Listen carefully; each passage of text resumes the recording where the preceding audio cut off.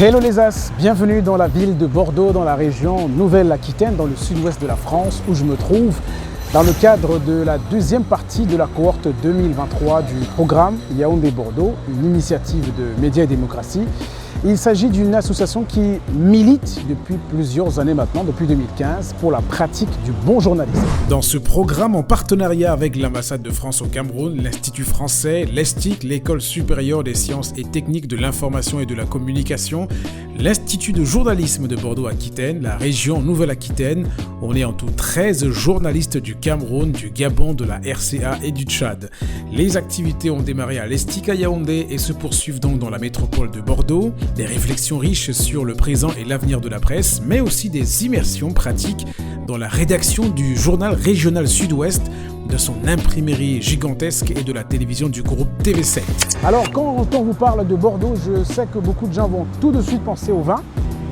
C'est vrai, il y a beaucoup de vin ici, mais Bordeaux, ce n'est pas que du vin. Dans la commune de Sénon, par exemple, se trouve un lieu de création et de diffusion dédié à la musique, le Rocher de Palmeur, qui donne une vitalité à la diversité culturelle de la ville et entretient même des partenariats solides avec des plateformes en Afrique, comme le Douala Music Art Festival. J'ai rencontré Patrick Duval et François Friquet, respectivement directeur artistique et coordonnateur chargé de l'événementiel du Rocher de Palmeur, focus sur un lieu qui fait battre le cœur de Bordeaux au rythme de la musique africaine et des musiques du monde.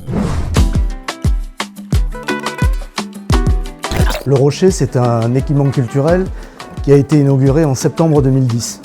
Donc ça fait 13 ans que ça existe. On est donc sur la rive droite de Bordeaux. La rive droite, ce sont vraiment les quartiers, ce qu'on appelle en France les quartiers populaires. Et il y a 60 ou 70 nationalités différentes, un taux de chômage plus important qu'ailleurs. C'est-à-dire que pendant 40 ans, on a concentré les populations d'origine étrangère ici.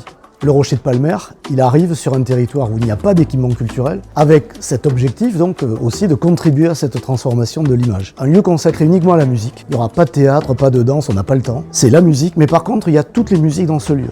Ici, il y a eu 2 fois Manu Dibango, il y a eu Richard Bonnat, il y a eu Big Bassi, voilà. Bon, enfin, pas mal de monde, quoi. Mais il y a un accord de coopération entre la communauté urbaine de Bordeaux et celle de Douala. Il portait sur ce qui relève vraiment de la compétence de la communauté urbaine de Bordeaux, c'est-à-dire par exemple tout ce qui concerne l'assainissement. Et à un moment, il y a eu la volonté de tout le monde qu'il y ait aussi un volet culturel et pas simplement un volet économique ou social, etc.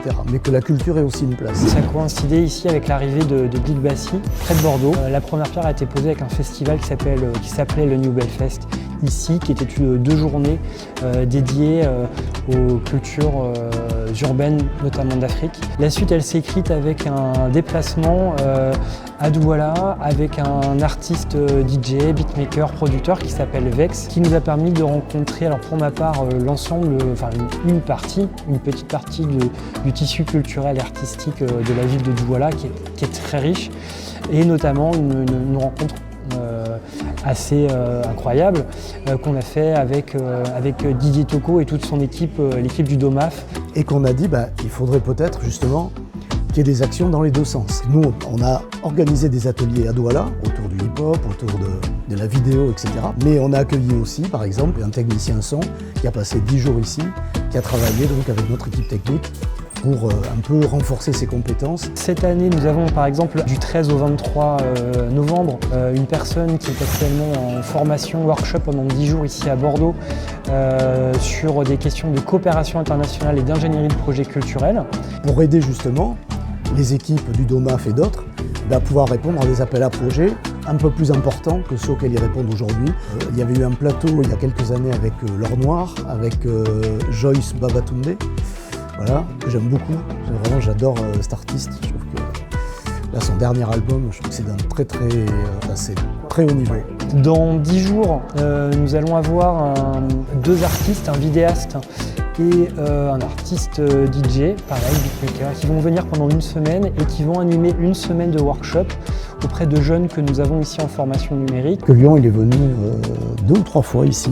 Une première fois, c'était dans le cadre d'une grosse délégation d'artistes camerounais qui était venu, appuyé par l'Institut français, qui était venu ici. Et donc on avait fait sa connaissance. Il avait réalisé un tableau, qui est d'ailleurs dans une salle ici, très beau tableau. Ensuite on l'a fait venir il y a 2 ans maintenant, l'été, pendant quasiment 2 semaines, pour faire des ateliers ici dans le quartier, avec des jeunes qui partent pas en vacances, qui avaient entre 11 et 14 ans. Il a réalisé une fresque. Mais ce sont les jeunes qui ont réalisé sous sa direction artistique à lui. Et le jour de l'inauguration, les jeunes ont voulu prendre la parole, et c'était très touchant, parce qu'ils ont raconté qu'ils avaient adoré l'environnement artistique de Culion, et qu'ils avaient vraiment trouvé leur place dans cet environnement artistique, et que ça leur avait beaucoup apporté à eux. Et du coup, comme il était là, on lui a demandé aussi de réaliser une fresque sur un mur, le mur qui mène aux loges techniques et aux salles surtout. Donc c'est quelqu'un, moi j'adore son univers, et puis un peu tous ici, on aime beaucoup à la fois le personnage, l'homme, quoi, ce qu'il est, et puis son univers d'artiste, quoi.